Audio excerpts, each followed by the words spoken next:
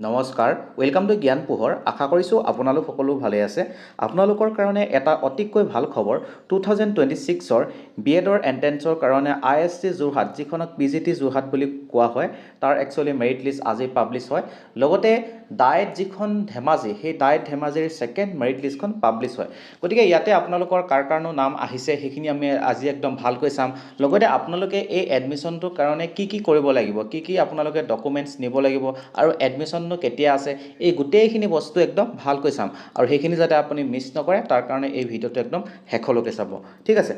ইয়াতে আইএসচি যিখন যোৰহাট ইয়াতে আপোনাৰ যেটো আজি মেৰিট লিষ্ট পাব্লিছ কৰিছে আপোনালোকৰ এডমিশন হ'ব কিন্তু আগষ্টৰ 10 তাৰিখে বাকি বাৰু ডকুমেন্টছ কি লাগিব সেইখিনি আমি চাই লম তাৰ আগতে আমি মেৰিট লিষ্টখন এবাৰ চাই লওঁ বলক ইয়াতে আপোনালোকে চাব পাৰিব এই যিখন মেৰিট লিষ্ট এখন একচুয়ালি মেৰিট লিষ্টখন প্ৰস্তুত কৰা হৈছে আমাৰ গভৰ্ণমেণ্ট আৰু ডিব্ৰুগড় বিশ্ববিদ্যালয়ৰ যি গাইডলাইন সেই গাইডলাইনৰ অনুসৰি এখন প্ৰস্তুত কৰা হৈছে এতিয়া এইখন মেৰিট লিষ্ট এই তিনটা যি নাম দেখিছে এই তিনটা একচুয়ালি আনৰিজাৰ্ভ ক্যাটেগৰি ক্যান্ডিডেটৰ কাৰণে ইয়াতে নাম আহিছে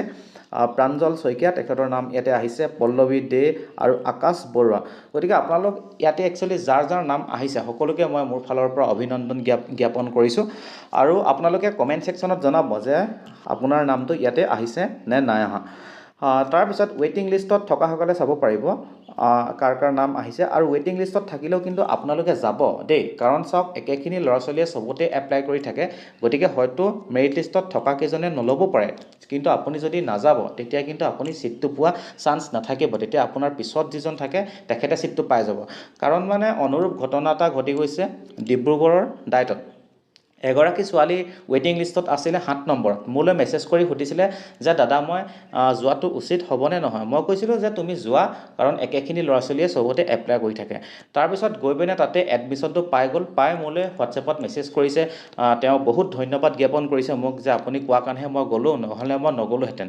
গতিকে কথাবিলাক তেনেকুৱা ধৰণৰ আপোনালোকে ওয়েটিং লিষ্টত থাকিলেও যাব কাৰণ একেখিনি লৰাছলিয়ে সবতে এপ্লাই কৰি থাকে তাৰ পিছত চাব পাৰিব ওবিসি এনসিএল থকা যিসকল ক্যান্ডিডেট তেওঁলোকৰ কাৰণে এখন মেৰিট লিষ্ট মৰা হৈছে ইয়াতে তিনটা সিট আছিল কিন্তু সিটৰ সংখ্যাটো এবাৰ বহুত কম দি মই আপোনালোকক কৈছিলো নে ফাৰ্ষ্টে কম দি হ'ব বুলি এক নম্বৰতে আহিছে চন্দন বৰুৱা তাৰ পিছত আহিছে অভিনয় ফুকন তাৰ পিছত প্ৰিয়ংকা দেওঘৰীয়া ওকে গতিকে এওঁলোকে ইয়াতে গৈ সুন্দৰকৈ এডমিশন ল'ব পাৰিব ওবিসি তাৰ পিছত এনসিএলৰ ওয়েটিং লিষ্টখন আপোনালোকে চাব পাৰিব ওয়েটিং লিষ্টটো এই তিনিজনৰ নাম ইয়াতে আছে এওঁলোকে যদি প্ৰথম কিজনে নলয় তেতিয়া এওঁলোকে তাতে এডমিশন ল'ব পাৰিব ঠিক তেনেকৈ এসসি ক্যাটেগৰি ক্যান্ডিডেটৰ ক্ষেত্ৰত এজনৰ ইয়াতে নাম আছে তন্ময় দাস তেখেতে ইয়াতে গৈ এডমিশন ল'ব পাৰিব আৰু এসসি ক্যাটেগৰি যিগৰাকী একচুয়ালি ওয়েটিং লিষ্টত আছে তেখেতৰ নাম হৈছে গীতাঞ্জলি দাস যদি তন্ময় দাস নাযায় তেতিয়া হলে গীতাঞ্জলিয়ে তাতে এডমিশন ল'ব পাৰিব তাৰ পিছত আহিছো এসটিপিৰ ক্ষেত্ৰত আপোনালোকে ইয়াতে চাব পাৰিব দুলাল দৌ তাৰ পিছত এসটি হিলৰ ক্ষেত্ৰত আপোনালোকে চাব পাৰিব আৰু ওয়েটিং লিষ্টত এজনৰ নাম ইয়াতে আছে তাৰ পিছত ইডব্লিউএছ ক্যাটেগৰি ক্ষেত্ৰত আপোনালোকে চাব পাৰিব এজনৰ নাম ইয়াতে আহিছে আৰু ওয়েটিং লিষ্টত এজন ইয়াতে আছে পিডব্লিউডি ক্যান্ডিডেট দীপাম দেৱ এখেতৰ নাম ইয়াতে একচুয়ালি আহিছে গতিকে আপোনালোকে সেইদিনাখন গৈ ইয়াতে এডমিশনটো সুন্দৰকৈ লৈ ল'ব লাগিব অৰ্থাৎ আগষ্টৰ 10 তাৰিখে এতিয়া আপোনালোকে এই যিখন নটিচ এই নটিচখন যদি সুন্দৰকৈ চাই দেখা পাব ইয়াতে দিয়া হৈ আছে যে যেটো একচুয়ালি টাইম সেই টাইমটোৰ ভিতৰতে কিন্তু আপোনালোকে পুৱাকে যাব লাগিব 10:30 পৰা 11:30 বজাৰ ভিতৰত নহলে কিন্তু আপুনি হেদিনাখন এডমিশন ল'ব নোৱাৰিব আৰু আপোনালোকে সিটি স্কোৰ কাৰ্ডখন আপোনালোকে ডাউনলোড কৰি প্ৰিন্ট কৰি আপুনি লৈ যাব লাগিব ঠিক আছে তাৰ পিছত আপুনি admit card all marksheet and pass certificate from HSLC onwards গতিকে আপুনি HSLC পৰা একদম মাষ্টাৰ ডিগ্ৰী লগে আপোনাৰ যিমানখিনি মাৰ্কশিট আৰু সাৰ্টিফিকেট আছে আপুনি গোটেইখিনি অৰিজিনাল লগতে এটা জেৰক্স কপি আপুনি সেইখিনি লৈ যাব লাগিব ঠিক আছে তাৰ পিছত আপোনালোকে চাব পাৰিব ডিব্ৰুগড় ইউনিভাৰ্সিটিৰ ৰেজিষ্ট্ৰেচন কাৰ্ড যদি আপুনি ডিব্ৰুগড় ইউনিভাৰ্সিটি আন্ডাৰত আগতে বিএসসি বা এমএসসি কৰিছিলে বা বিএ বা এমএ যদি কৰিছিলে তেতিয়া তাৰ যিখন ৰেজিষ্ট্ৰেচন কাৰ্ড সেইখন আপুনি লৈ যাব লাগিব আৰু আপুনি যদি কিবা কাষ্টৰ পৰা বিলং কৰে কাষ্ট সাৰ্টিফিকেটখন আপুনি নিব লাগিব আপুনি যদি ইডব্লিউএছৰ ক্যাটেগৰিৰ পৰা বিলং কৰে সেইখন আপুনি নিব লাগিব আপুনি যদি ওবিসি এনসিএল সাৰ্টিফিকেট আপোনাৰ আছিল সেইখন আপুনি নিব লাগিব ঠিক আছে তাৰ পিছত আপুনি পাসপোৰ্ট সাইজ কিন্তু আপুনি ফটো লৈ যাব লাগিব ইয়াতে আপুনি 3-4 4খনমান ফটো লৈ যোৱাটো একচুৱেলি ভাল তাৰপিছত আপোনালোকে এডমিশ্যনৰ এমাউণ্টটো চাব পাৰিব 28,355 ৰুপিজ ইয়াতে আপোনালোকৰ এডমিশ্যনৰ নামত খৰচ পৰিব ঠিক আছে গতিকে ইমানটো পইচা দি আপোনালোকে এডমিশ্যন ল'ব পাৰিব গতিকে আপোনালোক সকলোলৈ মই মোৰ ফালৰ পৰা অভিনন্দন জ্ঞাপন কৰিছোঁ আপোনালোকৰ ইয়াতে কাৰ কাৰ নাম আহিছে কমেণ্ট ছেকশ্যনত জনাবলৈ নাপাহৰিব এতিয়া বলক আমি ডাইট ধেমাজিৰ যিখন ছেকেণ্ড মেৰিট লিষ্ট ইয়াতেনো কাৰ কাৰ নাম আহিছে আৰু এওঁলোকে কেনেকৈ এডমিশ্যন ল'ব পাৰিব সেইখিনি আমি এবাৰ ভালকৈ চাই লওঁ এতিয়া এখন আপোনালোকে চাব পাৰিব ডাইট একচুৱেলি ধেমাজিৰ পৰা আজি পাব্লিছ হৈছে অৰ্থাৎ আগষ্টৰ 7 তাৰিখে এতিয়া ইয়াতে আপোনালোকৰ কাৰণে প্ৰথম যে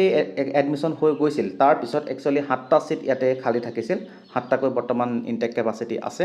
আৰু ইয়াতে একচুৱেলি ইডব্লিউএছৰ যি 10% ৰিজাৰ্ভেশ্যন এছচিৰ 7%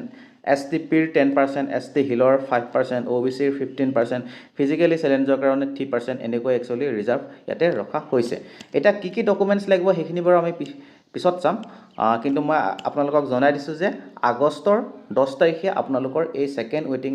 লিষ্টৰ যিসকল কেণ্ডিডেটৰ ইয়াতে নাম আহিছে তেওঁলোকৰ তাতে এডমিশ্যন হ'ব ঠিক আছে গতিকে 7টাকৈ সিট খালী আছে আৰু আগষ্টৰ 10 তাৰিখে আপোনালোকৰ এডমিশ্যন হ'ব এতিয়া ইয়াতে আপোনালোকে চাব পাৰিব যিসকলৰ একচুৱেলি ইয়াতে নাম আছে ঠিক আছে ইয়াত যিসকলৰ নাম আছে তেওঁলোকে আগষ্টৰ 10 তাৰিখে কিন্তু ডাইট ধেমাজিলৈ যাব লাগিব আপোনালোকৰ এডমিশ্যনৰ কাৰণে আৰু ইয়াতে কাৰ কাৰ নাম আহিছে আপোনালোকে কমেণ্ট ছেকশ্যনত জনাব মই বাৰু এখন ডেছক্ৰিপশ্যনত মই আপোনালোকক লিংকটো দি দিম আপোনালোকে তাতো চাইও আপোনালোকে এখন ডাউনলোড কৰি ল'ব পাৰিব ঠিক আছে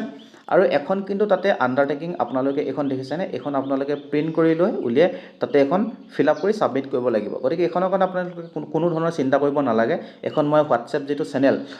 জ্ঞান পোহৰ নামেৰে তাতে মই আপোনালোকক আপলোড কৰি দিম আপোনালোকে সুন্দৰকৈ ডাউনলোড কৰি ফিল আপ কৰি তাতে ছাবমিট কৰিব পাৰিব ঠিক আছে আৰু আপোনালোকৰ ইয়াতে কাৰ কাৰ নাম আহিছে কমেণ্ট ছেকশ্যনত জনাবলৈ নাপাহৰিব এতিয়া চাওক আপোনালোকৰ এডমিশ্যনটো হ'ব ইয়াতে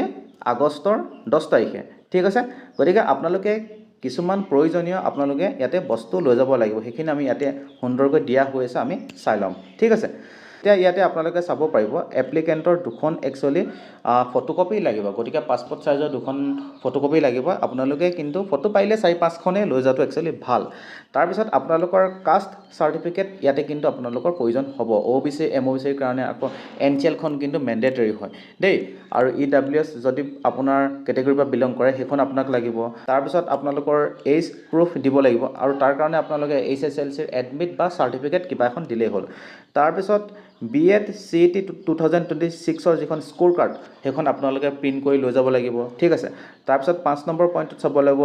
পাৰিব আপুনি HSLC মাৰ্কশ্বিট আৰু চাৰ্টিফিকেট সেইখিনি আপুনি নিব লাগিব এইখিনি কিন্তু আপোনালোকে অৰিজিনেলো লৈ যাব আৰু জেৰক্স কৰিও লৈ যাব দেই তাৰপিছত HSৰ মাৰ্কশ্বিট আৰু চাৰ্টিফিকেট আপোনালোকে নিব লাগিব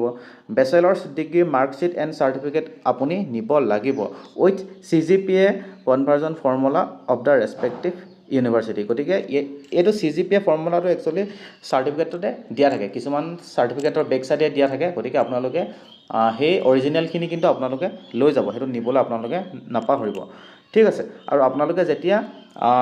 জেৰক্স কৰিব তেতিয়া কিন্তু বোথ সাইড কৰিব যদি আপোনালোকৰ বেক সাইডেও যদি মাৰ্কশ্বিটখনৰ যদি আপোনালোকে কিবা লিখা আছে সেইখিনিও আপোনালোকে জেৰক্স কৰি লৈ যাব ঠিক আছে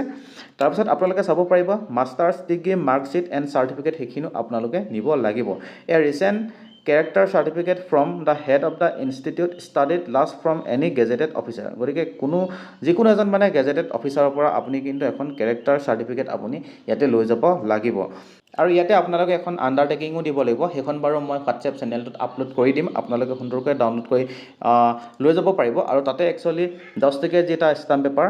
সেইটো আপোনালোকে তাতে লগাই দিব লাগিব যাতে আপোনালোকে বেলেগ কোনো ধৰণৰ ৰেগুলাৰ কোৰ্স কৰি থকা নাই সেইটো আপোনালোকে মানে তাতে প্ৰমাণ দিব লাগিব গতিকে আপোনালোকৰ ইয়াতে এডমিশ্যন হ'ব একচুৱেলি আগষ্টৰ 10 তাৰিখে আৰু এইটো যিটো টাইম দেখিছে নহয় 11টা বজাৰ পৰা 3টা বজাৰ ভিতৰতে আপোনালোকে কিন্তু এডমিশ্যন তাতে হৈ যাব ঠিক আছে গতিকে ইমানখিনিয়ে আছিলে আপোনালোকৰ ইয়াতে কাৰ কাৰ নাম আহিছে জনাব আপোনালোকক সকলোকে মোৰ ফালৰ পৰা শুভকামনা জ্ঞাপন কৰিছোঁ আৰু আপোনালোকে এই যিবোৰ নটিচ এইবোৰ একচুৱেলি ৰেগুলাৰলি যিসমূহ ৱেবছাইট আছে সেইবিলাকতো চেক কৰি থাকিব দেই কাৰণ আপোনালোকে যদি মিছ কৰে তেতিয়া কিন্তু আপোনালোকৰ এডমিশ্যন নহ'ব যিসকলৰ মানে নাম নাই অহা আৰু মই বাৰু যিমান পাৰোঁ আপোনালোকক দিবলৈ চেষ্টা কৰিম ভিডিঅ' আকাৰে গতিকে আপোনালোকে যাতে মিছ নকৰে তাৰ কাৰণে এই চেনেলটো ছাবস্ক্ৰাইব কৰি ল'ব ঠিক আছে গতিকে আজিলৈ আহিছোঁ ধন্যবাদ